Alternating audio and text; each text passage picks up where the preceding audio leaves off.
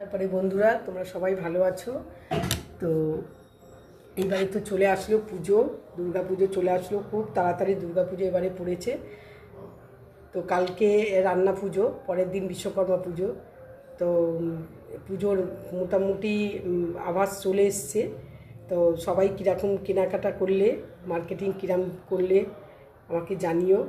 আমারও মোটামুটি দু একটা অনলাইনে দেওয়া হয়েছে, আর আমার সেরকম মার্কেটিং হয় না, আমি সব টাকা ধরে দিয়ে দিই। ঠিক আছে? তো কেনাকাটা করার মতন আমার কাছে টাইম নেই, নিজেরগুলোই সব অনলাইনে নিয়ে আসি। ঠিক আছে?